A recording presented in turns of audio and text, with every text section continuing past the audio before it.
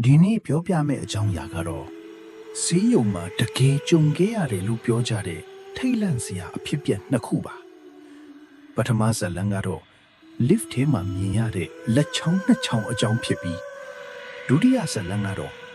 လူသေးထားခဲ့တဲ့အိယာပေါ်မှာအိတ်လိုက်မိတဲ့အမျိုးသမီးတစ်ယောက်ရဲ့အတွေ့အကြုံပါအခုပထမဇာတ်လမ်းကနေစလိုက်ရအောင်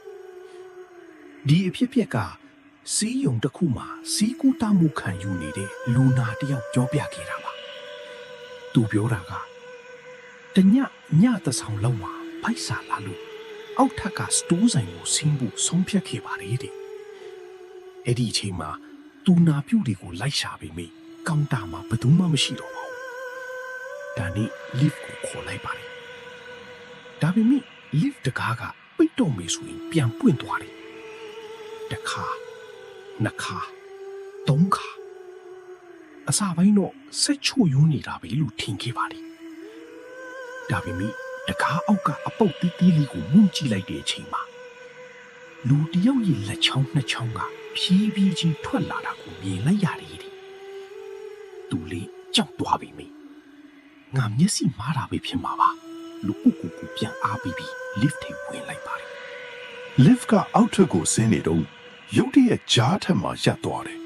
တကားကအနှဲငယ်ပွင့်လာပြီးကြားထက်ကကွန်ကရစ်ကျန်းထဲမှာလူတစ်ယောက်ရဲ့လက်မောင်းတစ်ဖက်မြုပ်နေတယ်လို့မြင်လိုက်ရတယ်တဲ့အဲ့ဒီအချိန်မှာသူအယမ်းကြောက်သွားပြီးဘာမှမစင်စားနိုင်တော့ပါဘူးအောက်ထက်ရောက်တာနဲ့အပြေးထွက်ပြီးသူနာပြုအကူဝန်ထမ်းကိုအကုန်ပြောပြလိုက်ပါတယ်ဒါပေမဲ့ဝန်ထမ်းကအံ့ဩမနေပဲမင်းတယောက်တည်းမဟုတ်ဘူးဒီ lift မှာလက်ချောင်းနေလက်တီခြေထောက်တွေမြင်ဘူးတဲ့သူအများကြီးရှိတယ်လို့ပြောလိုက်ပါတယ်နောက်တော့သူ့ကိုသတင်းတစ်ခုပြောပြတယ်လွန်ခဲ့တဲ့နှစ်အတော်ကြာကအဲ့ဒီ lift ကိုပြင်နေတဲ့နည်းပညာရှင်တယောက်ဟာမတော်တဆ lift ပြုတ်ကျပြီးပြီးသေးဆုံးခဲ့ဘူးတဲ့အဲ့ဒီနေ့ကစပြီးဒီ lift မှာထူးဆန်းတဲ့အဖြစ်အပျက်တွေမကြာခဏဖြစ်လာတယ်လို့ဈေးရုံဝန်ထမ်းတွေကယုံကြည်နေကြပါတယ်ဒါကတော့ပထမဇာတ်လမ်းပါအခုဒုတိယဇာတ်လမ်းကိုဆက်ပြောပြပါမယ်ဒီအဖြစ်အပျက်တော့နေမြို့ကဈေးရုံတစ်ခုမှာတက်ရောက်ကူးတာနေတဲ့အမျိုးသမီးတစ်ယောက်ကြုံခဲ့ရတာပါ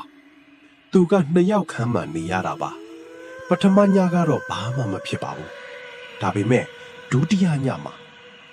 အိမ်နေရင်တကိုယ်လုံးကိုအဖြူရောင်အဝတ်နဲ့ဖုံးထားသလိုခံစားရပြီးကိုယ်တော်မလှုပ်နိုင်တော့ဘူးတဲ့နားမှာလဲဟေးဆိုတဲ့အတန်ကိုကြားနေရတယ်အစပိုင်းတော့အိမ်မက်လိုပဲထင်ခဲ့ပါတယ်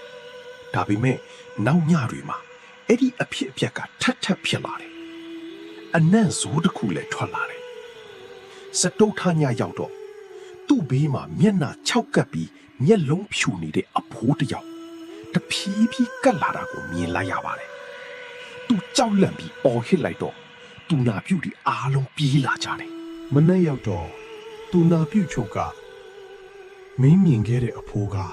ဒီအိယာပေါ်မှာလွန်ခဲ့တဲ့2 ရက်ကပဲတည်ဆုံးသွားတဲ့လူနာပါလို့ပြောလိုက်ပါတယ်။နောက်မှစစ်ဆေးကြည့်တဲ့အခါအဲ့ဒီအိယာကလူနာတည်ဆုံးပြီးနောက်အိယာခင်းကိုမလဲရသေးပဲအပေါ်ကအခင်းတစ်ထပ်ပဲဖယ်ပြီးနောက်လူနာကိုအသုံးပြုထားတာဖြစ်နေခဲ့ပါတယ်။အဲ့ဒီအမျိုးသမီးကြုံခဲ့ရတာတိုက်ဆိုင်မှုတစ်ခုလားဒါမှမဟုတ်တကယ်ပဲအဲ့ဒီအဖိုးရဲ့နောက်ဆုံးဆွဲလန်းမှုလားဆိုတာတော့ဒီနေ့အထိဘယ်သူမှအတိအကျမရှင်းပြနိုင်သေးပါ